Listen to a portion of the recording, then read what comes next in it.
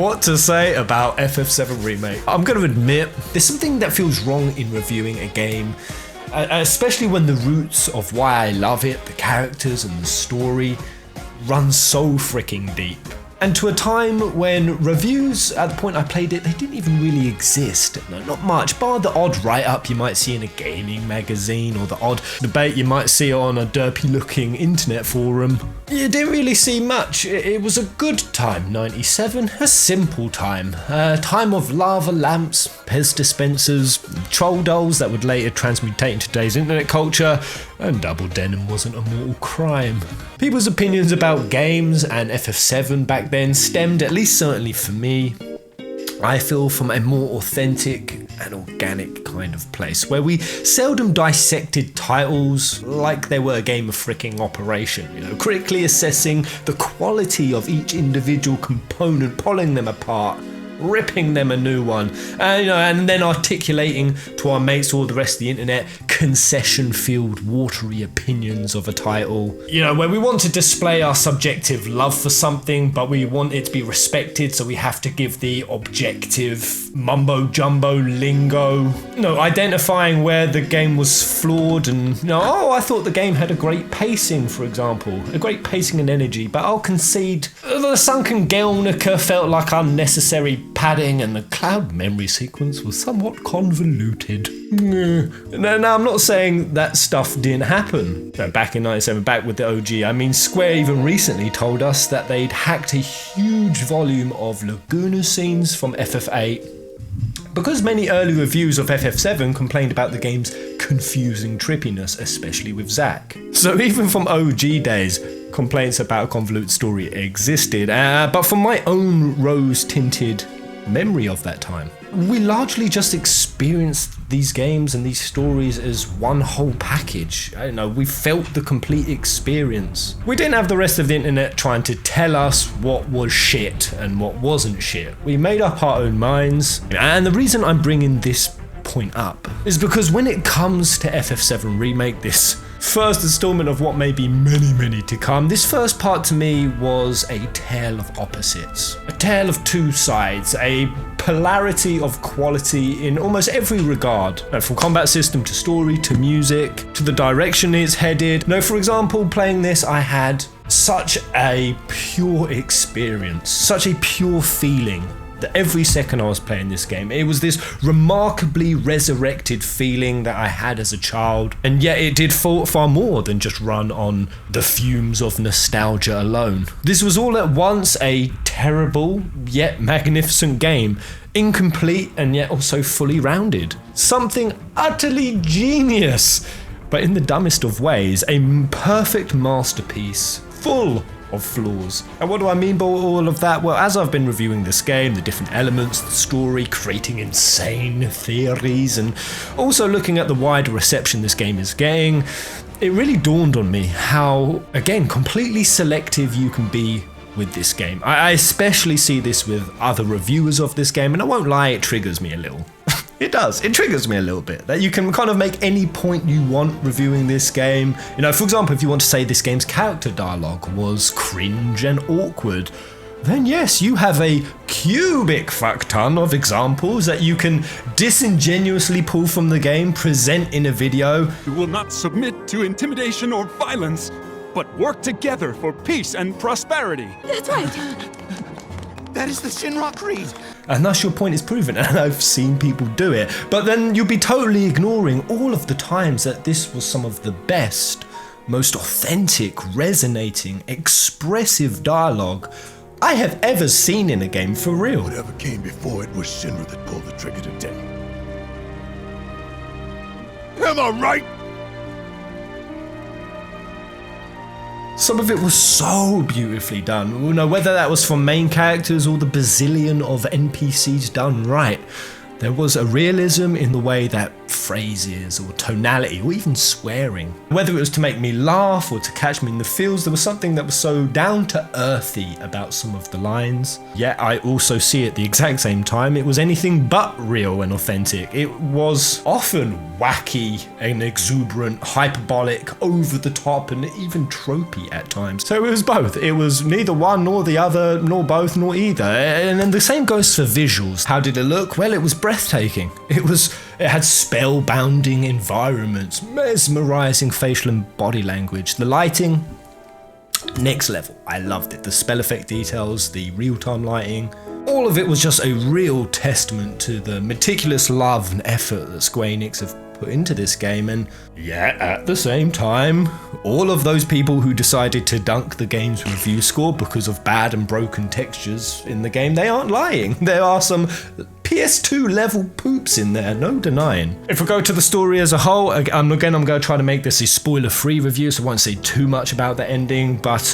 plot ghosts throughout the entire game, the dumbest shit I've ever seen, hated it. Really was starting to get peed off with them. I thought these were just being added as drama for drama's sake, that the reason why scenes were changing was mostly just because, they didn't want it to be a like for like. They wanted to keep us old fans interested for however many years this saga will drag, but in the full light of the ending and the full explanation of why those things were there, it's bloody genius. It's fucking masterful what Square Enix have come up with. To be able to walk the original story while at the same time see a whole other world of the story open up, it is freaking brilliant, I think. To say the ending, I know some people are going to hate this, but for me it has elevated my hype and excitement, and I just genuinely loving it. I'm saying it. So many people have tried to message me saying, Pez, there's no need to try to pretend you like the ending. You can dislike it.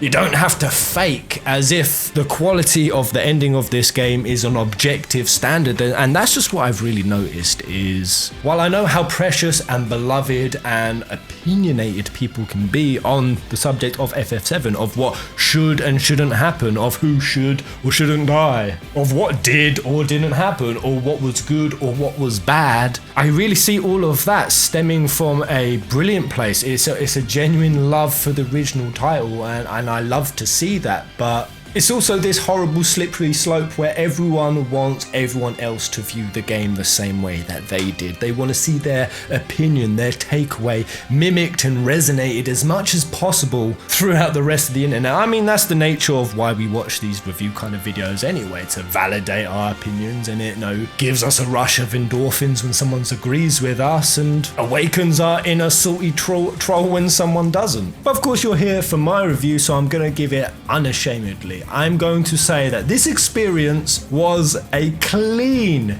10 out of 10 experience. That is a subjective how I enjoyed this game, where the ending has left me off in terms of my eagerness and anticipation for the rest. Square have transcended, for me at least, all of my expectations and more of what this remake saga would be and indeed could be. And yet at the same time, the polarizing emotions still lays in there that I'm totally not excited for where this is going next. I have nothing but reservation and apprehension about Square's capability to pull this off in a timely, unpainful fashion where the game isn't going to be so stretched out over so many titles and commercialized and universalized like the FF15 series was, with shitty, sometimes criminal mobile titles or overpriced merchandise, or such a choppy succession of DLCs and patched in contents that you can't get a real sense of the whole experience, the fullness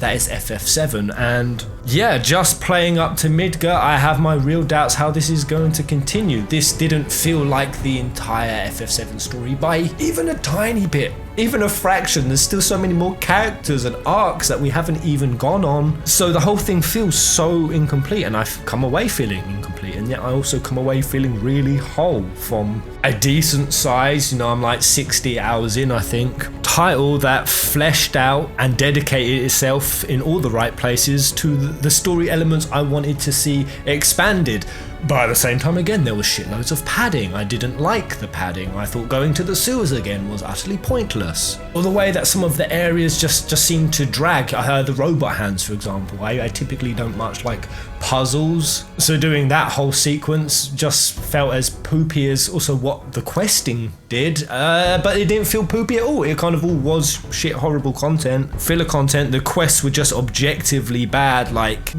go pick up 3 cats? Are you shitting me?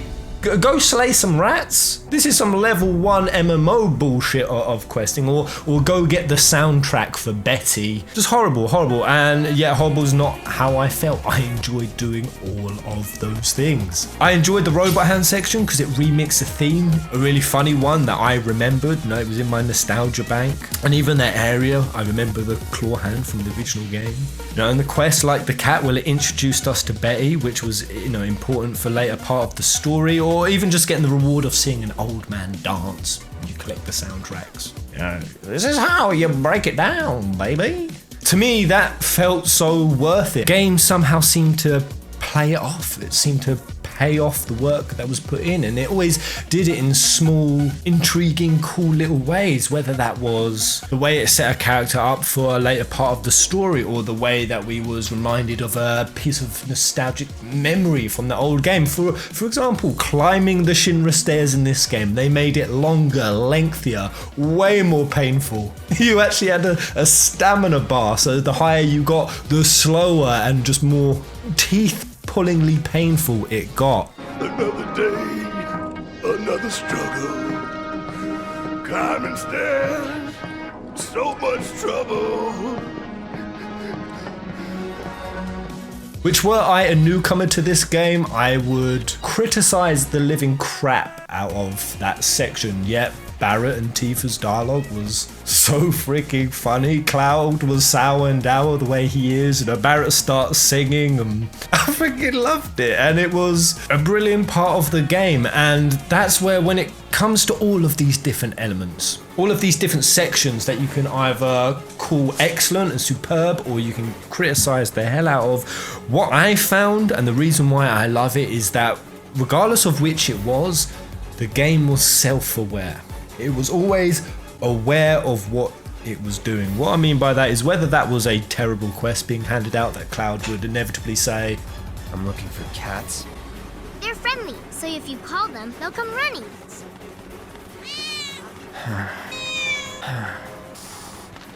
This sucks. Screw this.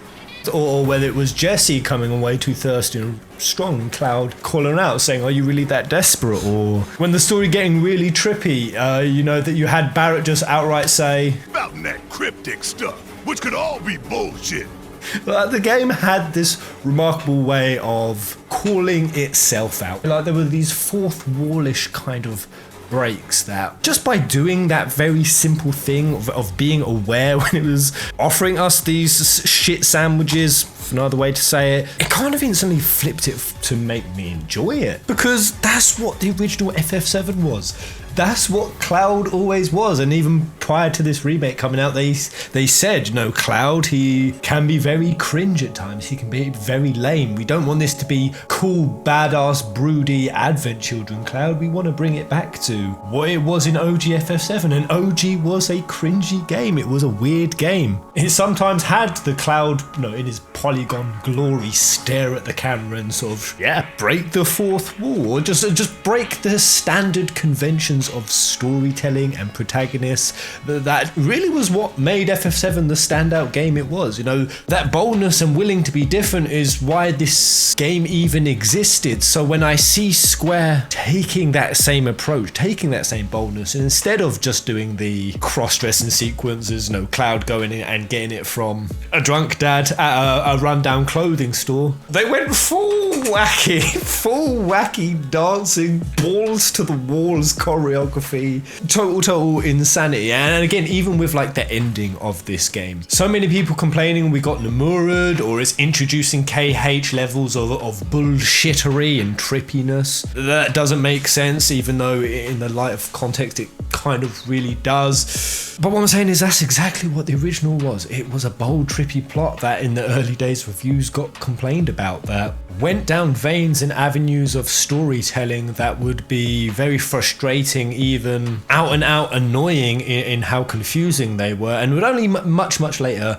get any kind of payoff. In some cases of original FF7, no payoffs at all. Mysteries were left open-ended and completely to player interpretation. That was the balls that Square had when they made this title, when they pitched in more money than had ever been invested in a video game at that point, with a game size and volume and quality that had never been done. And this was all happening on something called the PlayStation. What the fuck was a PlayStation? What was this weird risky gamble of a console that no one knew? And that is why I kind of almost find it ironic coming out of this remake to see complaints of trippiness and convolutedness and Square Enix going against the safe like for like Puritan model and route that would easily work and just generally satisfy everyone, but would never, and I repeat, would never be something truly unique and magical. That all of the traits that Square back when they were Squaresoft needed to have to even have this game in existence are the exact qualities and traits that people are also now criticizing in this remake.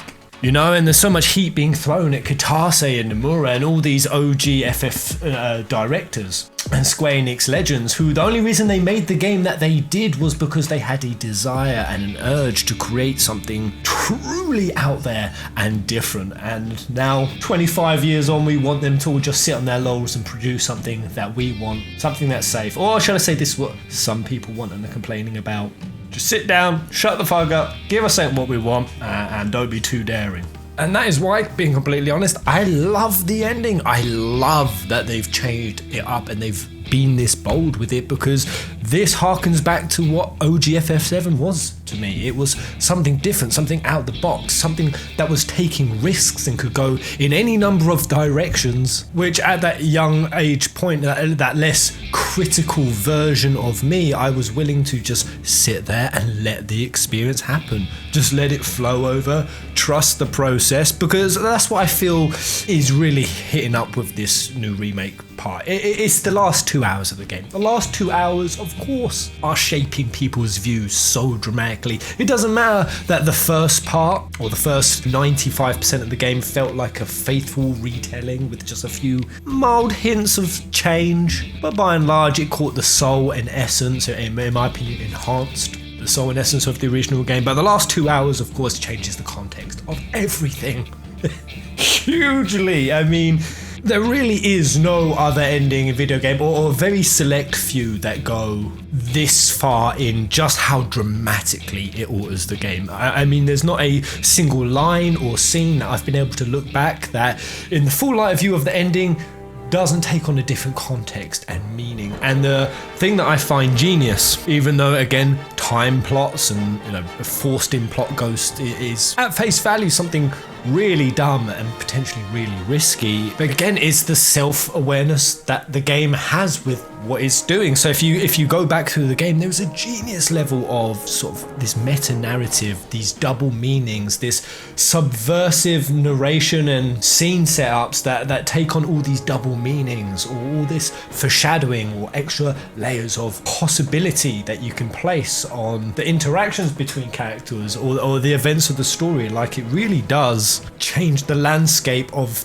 the entire replaying of the game, and that's why I'm so hyped. I've never been more hyped to get onto a second playthrough of a game, because I just know it's not going to feel the same. But obviously get my Angus reaped by the hard mode. And as someone who has petitioned for this remake to happen for well over 18 years at the point, has followed this title, the universe, the stories, the movies, the fan groups, even wrote fan fictions imagining the limitless potential of story threads that Square Enix could pull through with this, and now to see the game doing just that, pulling from those threads, not just pushing aside the rest of the universe and pretending like it never happened, like I genuinely think some people want. I think some references to Advent Children, Dirge of Cerberus and Crisis Core really piss some people off. But for me, I'd rather see all of that stuff acknowledged to enrich the story, take it to its next evolution, to see those open-ended plot elements that were left for player interpretation actually answered. And they've done it. They've managed to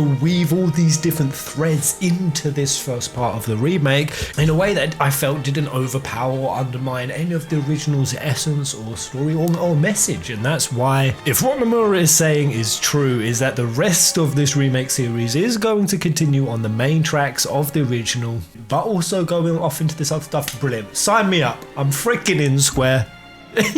That first game, it sold me. Oliver Cromwell style, warts and all. In fact, the warts are kind of what I love. Original had so many of them. It had poor translation issues. It had shoehorned in elements, other stuff that played tropey and cliche and cheesy. And I think that's a beautiful aspect, because when you look at any art form now, when you look at gaming, or this whole Ubisoftification, everyone's seen the Jim Sterling Ubisoftification of games. I think there's a real point to be made in that video about how generic the most commonly accepted game structure is. It opens with super badass protagonist, the adrenaline is kept pretty much full throttle the entire game. There's never a moment of lapse. There's never a moment where the game deviates boldly from its usual beats, the beats that over time have been found more and more to be just appealing to the general masses of gaming. We saw this attempt with FF15 and look where it went. They said they wanted a simple story, simplistically presented.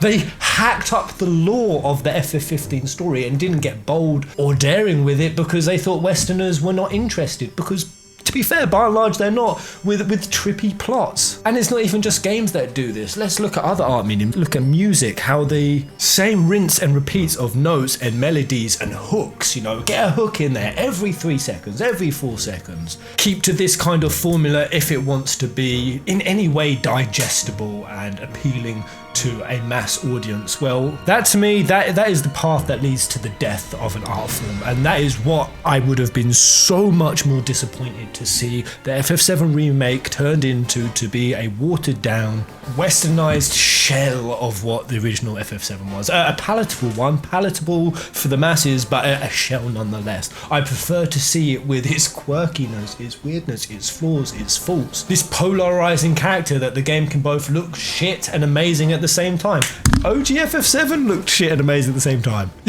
You switch between world map view 1 minute into combat with actually full rendered character models and backgrounds that Square Enix has spent millions upon. Like, it was that dramatic, the switcheroos in the original. So yeah, there it is. It really didn't matter which part of this game I looked at. I could see an area in each that someone could nitpick and pull apart and criticize and be completely right on, but at the same time I could see places that people could compliment and praise and say was incredible and next level, and yet also be right. God damn. This game somehow walks a polarizing path between, and that's not to say it's Marmite. No, FF13 and FF15, I always say they're Marmite games, love or hate. This remake is a whole different creature. It's a whole different being. It's something that is far more nuanced and complex in the way it handles all of the elements in the game and the story, and that is really down to the player, down to their personality, down to their tastes, down to the things that piss them off or get them really invested. It puts the player in the game so much that, again, that harkens to the original. I always said the original played on our imagination, allowed us to insert ourselves into the game with individual play interpretation, but what this remake replaced it with was a more direct, concrete version of storytelling. Of course, that means it's molded itself into a shape, a bold, daring one at that not everyone is going to love, but what I feel it replaced it all with, the imagination-based elements, is how we read body language, how we see subtle hints in faces or mannerisms, or the way that characters look and speak at each other. I mean, even throughout the entirety of the game, and not hinting too much about the ending, Square Enix were even weaving in huge amounts of music cues and hints, like audio cues, even the color schemes. They were weaving in colors. That meant loads of different things throughout the game, and all these other little hints, that breadcrumb trails that Square Enix were leaving, that of course we would never really pick up. I certainly didn't on our first playthrough, but it did subliminally. It's like this game replaced the old imagination for intuition. It engaged my intuition into the game, and I just kept coming away saying things like, oh, this feels F&C, that scene feels like that means way more than it is. Why are they interacting that way? I had all these questions popping off in my brain that I didn't even fully understand why I was asking them, but now in the cold light of day, I get it. And that's why I think this game is genius in the most stupid of ways. I think it's an absolute masterpiece, riddled with flaws. That's why I genuinely think if I was brand new, if I was brand new to this game, I didn't know half those hints, I probably would be giving this score a 7 out of 10. If I was being objective, I'd probably give it a 7 out of 10. If I allowed myself to fall into the very easy trap of letting my cynicism about Square Enix's past actions or what they're going to do going forward, if I allowed that to manifest in myself, I'd probably give it a 7 out of 10. But it's not. It's a 10 out of 10 experience because they did exactly what I thought Square Enix were no longer capable of doing. They took the standard, easy route, safe rulebook of this remake and they nuked it. They just completely obliterated it, while at the same time they still honoured the themes, the emotion, the energy, the tonality of the original, as well as completely subverting all of our expectations in a way that I see as just being potentially pure genius. And if anyone who instead labels that as false advertising, they lied to us about what this game was. To that I say, bullshit. Utter bullshit. They told us exactly where this game was going to end up, what they were trying to do, and using a very bold plot device to subvert all of our expectations. That is not the same as false advertising. Not even fucking close. And there's tons of stuff I'd like to go on and on about in this review, about the characters and go into each one and the stories and the different chapters of the story, but I'm going to leave the review off there because those videos will be coming later, like what I thought of Barrett and Aerith and the combat system. I wanted this first review to be a more overarching summary of what I've seen as being very polarizing, sometimes even contradicting aspects and qualities of the game that I feel have really pulled some fans in one direction, others in another, but for me, I loved it, and this first remake episode has placed a very, very high bar, in my opinion, a springboard, if you will, in the stratosphere of possibilities, and whether this all leads to some glorious promised land or swimming pools worth of chocobo turd, only time will tell.